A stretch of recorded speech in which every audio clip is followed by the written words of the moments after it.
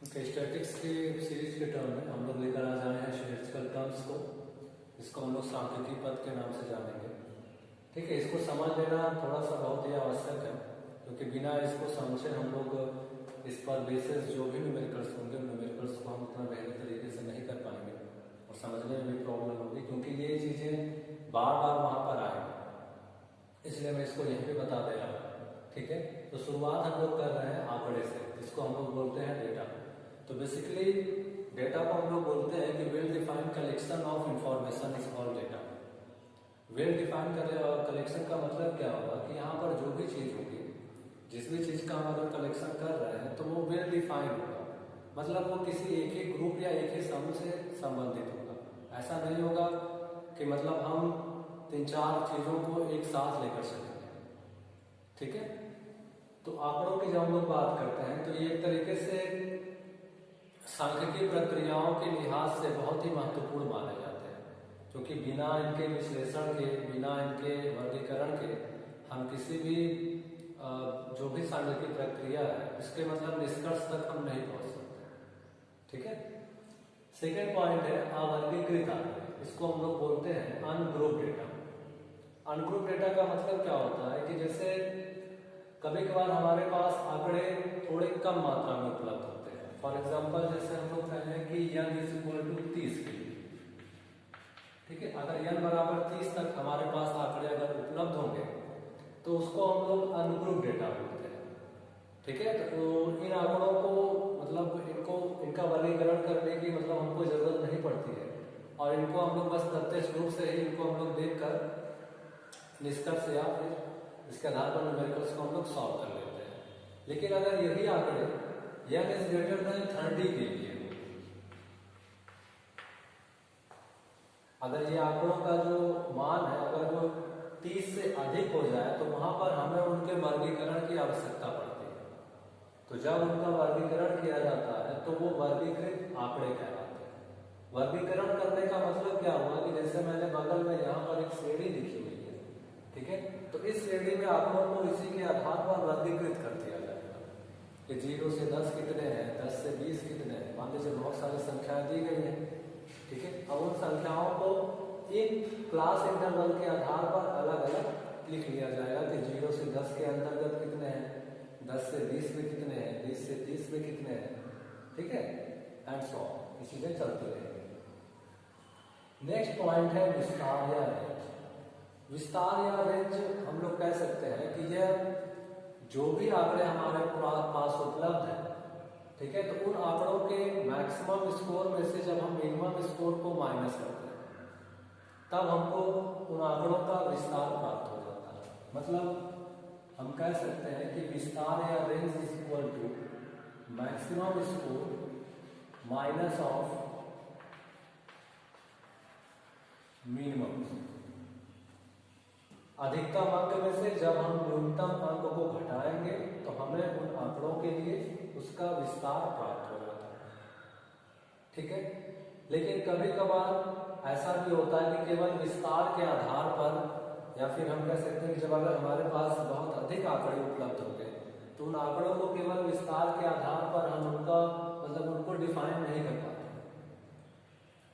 तो उनको सही रूप में डिफाइन करने के लिए हमको क्लास इंटरवल की आवश्यकता पड़ती है। ठीक है, तो जो विस्तार होगा उस विस्तार को हम लोग क्या करते हैं कि छोटे छोटे उपखंडों में, जिसको हम लोग सब रेंज बोलेंगे, छोटे छोटे उपखंडों में हम लोग क्या करते हैं उसको विभक्त कर लेते हैं। वही हमारा क्लास इंटरवल कहलाता है। तो देखिए जो क्लास इंटरवल होता है, इस क्लास इंटरवल में कुछ चीजें हैं, कुछ पॉइंट्स हैं जिनको जानना आवश्यक है।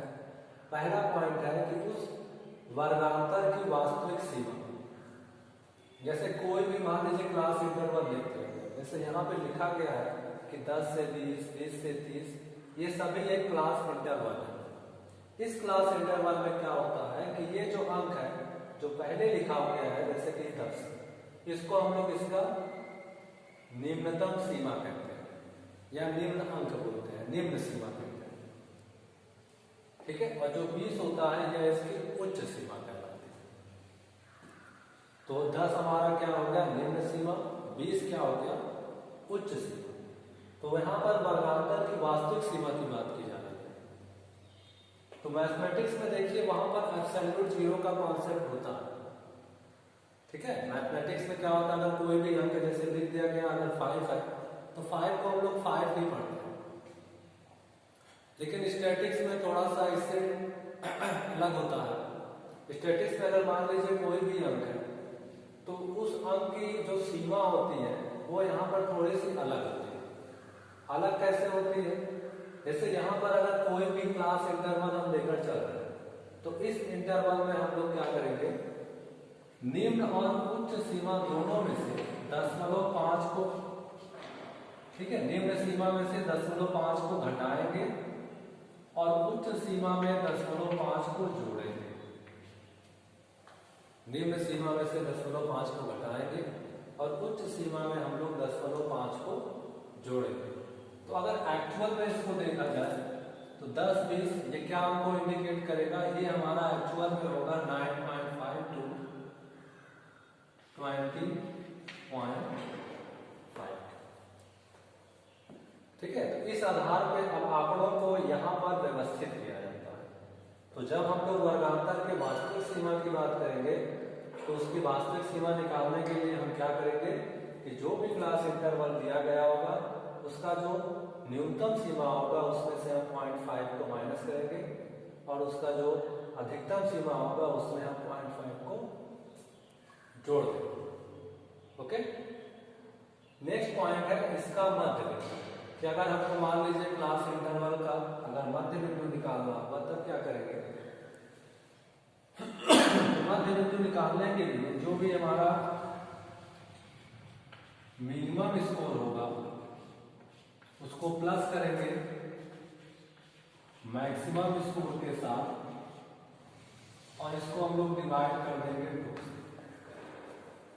Means minimum score plus maximum score divided by 2, that is called mid point.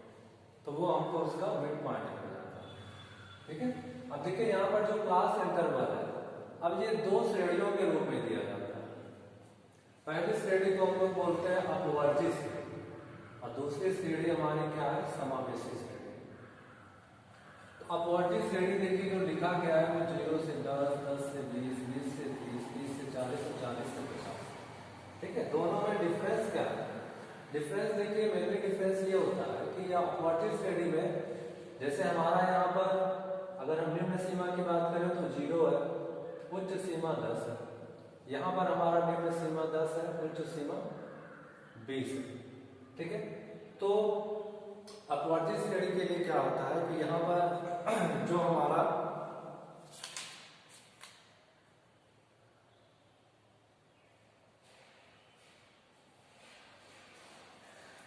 अपवर्जी श्रेणी में मतलब हमारा जो यहाँ पर उच्च सीमा है वो मात्र एक औपचारिकता होता है।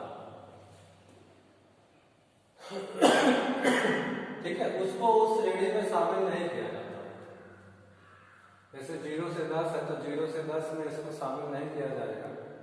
मतलब इसकी उच्च सीमा को जैसे 10 है तो 10 को यहाँ पर शामिल ना करके 10 को इसके अगले क्लास इंटरवल में शामिल किया जाता है। ठीक उसी तरीके से अगर ये 10 से 20 तक चल रहा है तो 20 को यहाँ पर शामिल ना करके उसको उसके अगले इंटरवल यानी 20 से 30 में शामिल किया जाए। ठीक है, इस तरीके से चीजें चलती है। लेकिन जब हम लोग समावेशी की बात करते हैं तो समावेशी बिल्कुल वैसा ही चलता है। ठीक है, यहाँ पे कोई परिवर्तन नहीं है।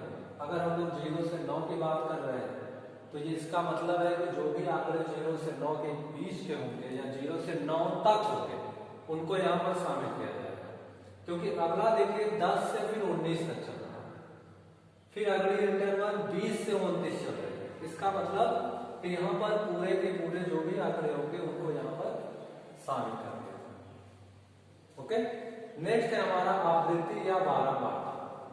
आवृत्ति या बारंबारता का मतलब क्या होता है कि जैसे अगर कोई भी सीरीज हमारे पास है तो उस सीरीज में जिस भी आंकड़े की जितनी बार आवृत्ति होगी, जितनी बार वो दोहराया जाएगा, ठीक है, वही उसकी आवृत्ति या बारंबारता कहलाती है। फॉर एग्जाम्पल जैसे अगर हम ले लें कि हमारे पास मान लीजिए कोई सीरीज है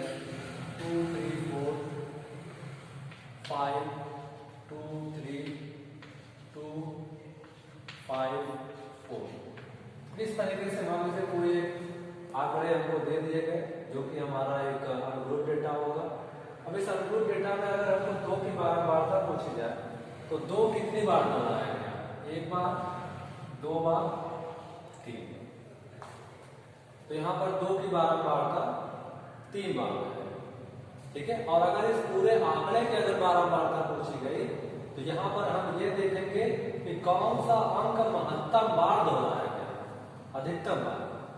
तो जो अंक अधिकतम बार दोहराया जाएगा वही इस पूरे आंकड़े की या पूरी सीरीज की बारंबारता होगी। जैसा कि देखने पर स्पष्ट हो रहा है कि यहाँ पर 2 क्या है, अधिकतम बार आया है, तो इस आंकड़ों की जो मैक्सिमम आवृत्ति होगी वो 2 हो जाएगी, ठीक है। नेक्स्ट है गिनती चिन्ह, या इसको हम लोग टैलीज या टैली मार्क कहते हैं। बारंबारता को दर्शाने के लिए जिनका उपयोग किया जाता है उसको हम लोग गिनती चिन्ह या टैलीज बोलते हैं।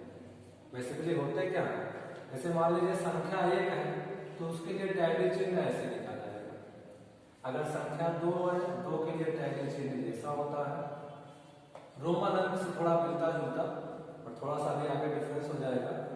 3 के लिए ये इस तरीके से लिखा जाएगा, 4 के लिए हम 4 बार दे देंगे और 5 के लिए ये 4 बार लिखा जाएगा और यहाँ पर इसको हम इस तरीके से कट कर देंगे, ठीक है। टॉप से बॉटम, टॉप से बॉटम की तरफ हम इसको इस लाइन को लेकर आएंगे। तो ये बारंबारता 5 को व्यक्त करता है, मतलब ये बारंबारता 1 को, ये 2 को, ये 3 को, ये 4 को और 5 को, ठीक है। जैसे मान लीजिए अगर हमको बारंबारता अगर 11 दर्शानी हो तो 11 के लिए 5 ये हो गया, 1 5 और 5 5 10 हो गया और 1, ठीक है। तो ये टोटल दर्शाएगा किसको, 11 बार, ठीक है। तो ये कुछ स्टैटिस्टिकल टर्म्स हैं, इस टर्म्स को लिख लीजिएगा और इस पर एक शॉर्ट नोट बनाकर इसको बहुत अच्छे से पढ़ लीजिएगा, क्योंकि जो भी न्यूमेरिकल्स अब आगे सॉल्व होंगे तो उनमें ये हर जगह हमको उपयोग करना है और ये चीजें हमेशा आती है।